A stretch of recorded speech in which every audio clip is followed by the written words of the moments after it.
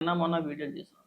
చివరాఖరికి YSRCP party ఆఫీసులో కూడా వాడిని రానివ్వట్లేదు. అయితే రాత్ర 99 టీవీకి ఇచ్చిన ఒక ఇంటర్వ్యూలో అంటే ఒక డిబేట్లో పాల్గొన్నాడు. ఆ డిబేట్లో పాల్గొని చంద్రబాబు నాయుడు గారికి, పవన్ కళ్యాణ్ గారికి క్షమాపణలు చెప్పాడు. ఒకసారి ఆ వీడియో ఏంటి వినిపిస్తాను, ఒకసారి విన్నాను. కష్టపడి పార్టీకి పనిచేసాము, ఒక లైన్ దాటి అప్పట్లో ప్రతిపక్షంలో ఉన్న చంద్రబాబు నాయుడు గారిని అయితేనేమి, పవన్ కళ్యాణ్ గారిని అయితేనేమి ఒక మాట దాటడం జరిగింది. దానికి రియలైజ్ అయ్యాను. I'm very sorry that what all I spoke about Pavan Kalyan garu and Chandrababu Naidu. ఏం మాట్లాడు ఎందుకు ఈ పాయింట్ తీసుకొచ్చానంటే, ఇప్పుడు 9 నెలలు జైలు జీవితం వర్మజీ, 22 కేసులు, 3 రోజులు కుక్కను కొట్టి 3rd డిగ్రీకి అలా చేయడం తప్పు. చాలా మానవికంగా చేశారు. తప్పులేదు. నీలాంటి టోన్ని అంత సింపుల్ గా అరెస్ట్ చేసి రాతమర్యాదలు చేసి ఉంచకూడదు. అలా దెబ్బ పడింది కాబట్టికే ఇవాళ నువ్వు రియలైజ్ అయ్యి చంద్రబాబు నాయుడు గారికి, పవన్ కళ్యాణ్ గారికి క్షమాపణ చెప్పేంత వరకు ఎందుకు వచ్చావు నువ్వు?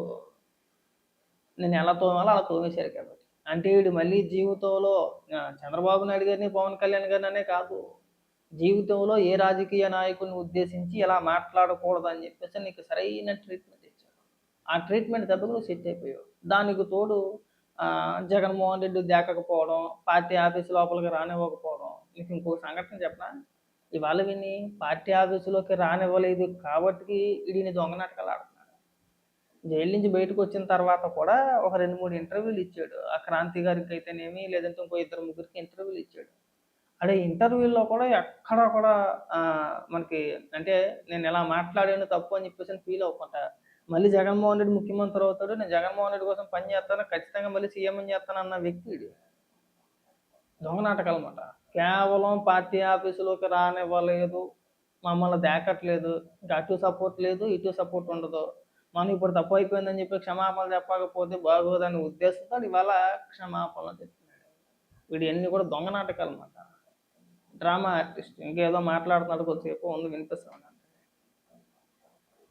ఇవన్నీ ఇంత బాధపడి నేను బయటకు వస్తే ఒక వీడియో క్రాంతి టీవీలో మాట్లాడతా, బోరుగడ్డ అనిల్ కుమార్ అనేవాడు జైలుకి పోతే నేను కూడా సంతోషపడ్డా అన్నాడు ఒక పనికి మాలినాడు. వాడి పేరు తారుమూరి వెంకటరెడ్డి.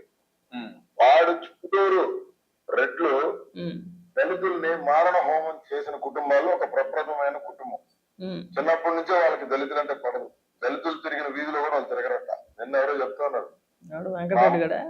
అయితే ఉండొచ్చు.